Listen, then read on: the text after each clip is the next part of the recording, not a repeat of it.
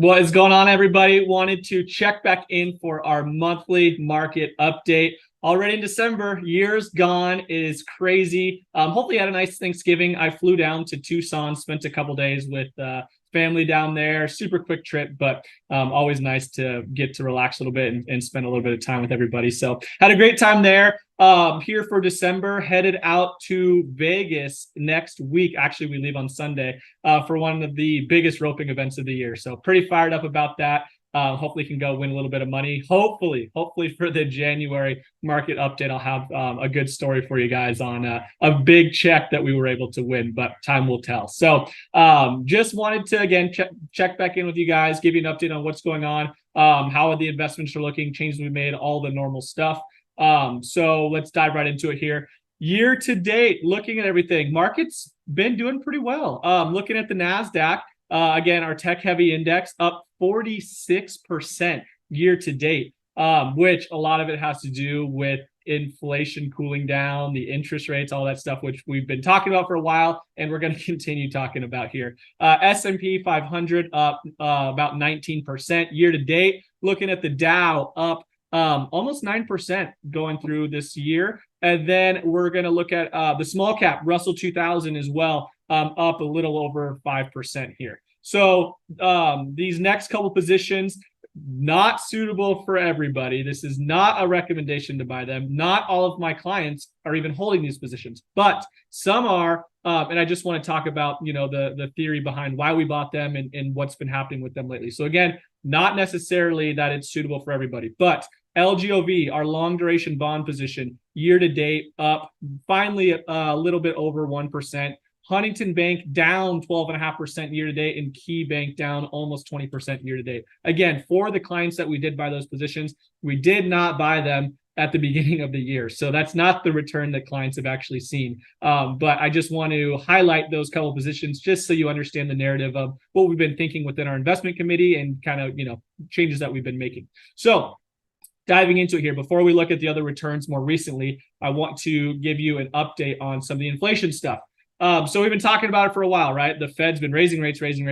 Well, at some point, they're going to have to stop. And historically, they're going to actually cut rates at some point, which is going to be a huge catalyst for the economy. And that's really what we've been seeing this year. So with this CNBC report I was reading today, inflation as measured by personal spending increased in line with expectations in October, possibly giving the Federal Reserve more incentive to hold rates steady and perhaps start cutting in 2024. That's the news that we've been wanting to hear. That's what we've been looking for. Headline inflation was flat on the month and at a 3% rate for the 12-month period. The release also showed energy prices fell. Okay, so anyways, headline inflation was flat on the month and 3% for the 12-month period. A year ago, we were fighting 9% over a 12-month period. And that's when, the Federal Reserve was getting together and they were really starting to go heavy on these rate hikes, and everything was, at least with the stock market, was starting to take a beating. But we're finally getting past that point. Scrolling down here a little bit further, one more thing I wanted to point out. The Fed is on hold for now, but their pivot to rate cuts is getting closer. Inflation is clearly slowing and the job market is softening faster than expected. So all great signs. I mean, that's 100% exactly what we've been wanting to hear and why we've made some of the changes within our portfolio that I've been talking about for the last few months. Again, only with some clients, not suitable for everybody, but some people were holding these positions. So with that narrative in mind, we knew that this was going to happen. It always happens. Historically, the Fed is going to have to stop raising rates and they're going to cut. We don't know when. We're not sure if it's going to happen in 2024, but we want to be ahead of that for when it does happen, because it's not an if, it's a when. So that's why we did purchase LGOV, Huntington Bank, and Key Corp, again, for some clients. So what's everything been looking like for the last quarter? They've been performing absolutely fantastic. The Russell's up 4.5%. LGOV, our long duration bond fund, is up a little over 6% this last quarter to date. Actually, let's look at the last month. So S&P's up about 5% over the last month. NASDAQ up 5%. Dow up almost 6%. Our long duration bond is up over 6% just in the last month. The Russell's been performing very, very well, small cap index. And then our bank stocks up 12 and almost 20% at KeyBank. So they've been absolutely on a humongous rally, which has been great. You know, the theory and the reasons behind why we made those positions for some clients is starting to pay off, which we knew that it would. The hard part is picking the right stock at the wrong time is still a bad investment, right? So we were in it a little bit early. We did see some of the downside pressure, but not all of it. Of course, we bought into it. It depends with certain clients, you know, somewhere between 3 to 4 months ago. But as this news keeps coming out, and as the Federal Reserve gives us more and more indications that they're actually going to stop with these rate hikes, our long duration bond funds and our exposure to some financial stocks here should perform very, very well. So that's what we're looking forward to. This last quarter, again, portfolios have been absolutely smoking all of the benchmarks and doing great. So things are looking good heading into next year. We're going to continue holding some of these financial stocks for those clients that do have them at least until December 15th. Again, I talked about this last month, but that's when we're going to get that dividend payment. So we're bullish past then, but we're going to reevaluate how the valuations look depending on where the price is at that time. But we're going to for sure hold until December 15th. So that's the major news. There haven't been any other real changes, but I kind of wanted to give you that quick update on, you know, what the Fed's been saying, what we're seeing with this inflation, and how, you know, we've been talking about it for a year and a half, that we're just waiting for them to stop and actually cut. Again, we're not there yet, but even just the talk about that potentially happening has been a big catalyst for the market, and it's been doing very, very well this year. So aside from just market related stuff, I also wanted to quickly talk about some questions that I've been getting asked. And this comes up a lot at the end of the year, especially during Christmas time. And it's how to give money to your kids. I have a lot of clients that they get to a point where it's like, yeah, presents are great, right? But we also want to start setting up our children for their financial success in the future. So what type of account should we be using? How can we give them money, you know, in an efficient manner, so that it works in the way that we want it to? Because if we give them money and we put it in the wrong type of account, it might not be able to be used for the goals that you had in mind. So I wanted to just quickly show you a few options that you have when you're thinking about this. So the first one that a lot of people talk about is using a Roth IRA for their kids, which is great. I mean, as I'm sure a lot of you know, a Roth IRA, the money goes in after you pay taxes on it, and it grows 100% tax-free forever. So when you pull the money out during retirement, it's all net money in your pocket. You don't pay a dime in taxes on any of the growth. It's one of the most powerful tools that you can possibly use, and one of my favorite things to use with clients. But keep in mind, the money that you put into a Roth IRA, it has to be earned income. So your 5-year-old kid that got some Christmas money, we can't put that into a Roth IRA. It wasn't physically earned income that they got from work.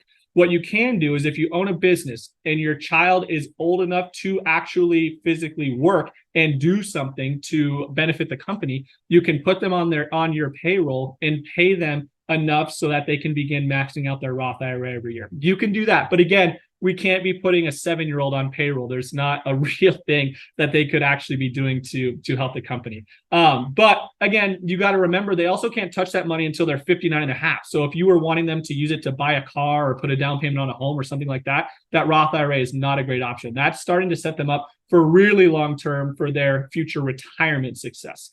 So another thing that you could do is, if you want to use the account for college planning, you can use a 529. There's also some Coverdell's and some other things we can do, but basically a 529 is a great option. But just keep in mind, it's just our college money. We cannot touch this money, and you're going to pay taxes and penalties and things, but you do not want to touch the money within a college account for anything else. It has to be for qualified higher education expenses. So again, if you are looking to help someone with their future college goals, a 529 account is a great way to grow, because everything's going to grow 100% tax-free for those qualified expenses. So it's like a Roth IRA, except instead of using it for retirement, you're using it for college stuff.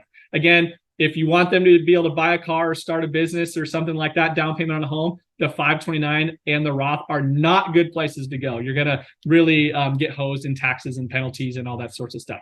So the UTMA, that's our last option here. Great deal. It's a custodial account. So it is ran basically by a guardian. So somebody that's over age 21, right? And the child is named the account owner, but they don't actually get access to the funds until they reach the age of majority, 18 or 21. So you can put the money in there. It can be used for anything that benefits that child. So you can use it when they're 12 years old, again, as long as it's going towards something for them. So using it to buy a car, that could be their down payment fund. Maybe starting a business later on. If you want to basically have no handcuffs, they can use it for anything that they want, whenever they want. The UTMA is the best place to go. That gives you the most flexibility. It does imply a little bit of a tax consequence. There's something called kiddie tax, which I'm not going to get into the weeds of that right now. But again, if that's something that you wanted to do, we could definitely talk about it.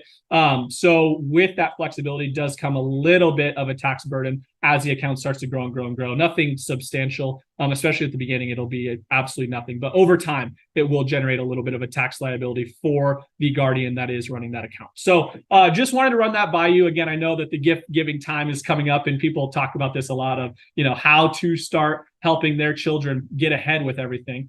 So again, it all comes down to what do you want them to use it for and when do you want them to have access to it? That's going to help determine what type of account is going to be best for them.